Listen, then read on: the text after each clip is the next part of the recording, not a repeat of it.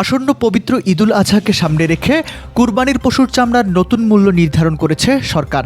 এবারের সিদ্ধান্তে লবণযুক্ত গরুর চামড়ার প্রতি বর্গফুটে 2 টাকা এবং খাসির চামড়ায় 3 টাকা পর্যন্ত দাম বাড়ানো হয়েছে। 13 মে বুধবার বিকেলে সচিবালয়ে কুরবানি সম্পর্কিত বিষয়গুলো সুষ্ঠু ব্যবস্থাপনা নিশ্চিতকরণ সভা শেষে এক সংবাদ সম্মেলনে নতুন মূল্য তালিকা ঘোষণা করেন বাণিজ্যমন্ত্রী খন্দকার আব্দুল মুক্তাদির। নতুন নির্ধারিত দামে ঢাকার ভেতরে গরুর কাঁচা চামড়ার প্রতি বর্গফুট 62 থেকে 67 টাকা নির্ধারণ করা হয়েছে। এছাড়া ঢাকার বাইরে গরুর কাঁচা চামড়ার দাম রাখা হয়েছে প্রতি বর্গফুট 57 থেকে 62 টাকা। একই সঙ্গে সারা দেশে খাসির চামড়ার প্রতি বর্গফুট 25 থেকে 30 টাকা এবং বকরির চামড়ার দাম 22 থেকে 25 টাকা নির্ধারণ করা হয়েছে। বাণিজ্যমন্ত্রী জানান, কুরবানির পশুর চামড়া যাতে নষ্ট না হয় সেজন্য সারা দেশে সরকারি অর্থায়নে বিনামূল্যে লবণ সরবরাহ করা হবে।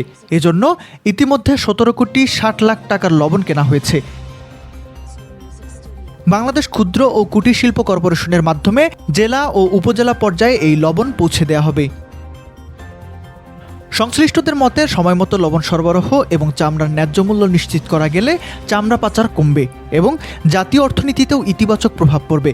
কুরবানিকে ঘিরে চামড়া শিল্পের বিশাল কার্যক্রম সুশৃঙ্খল রাখতে সরকার আগাম প্রস্তুতি নিয়েছে বলেও জানান তারা।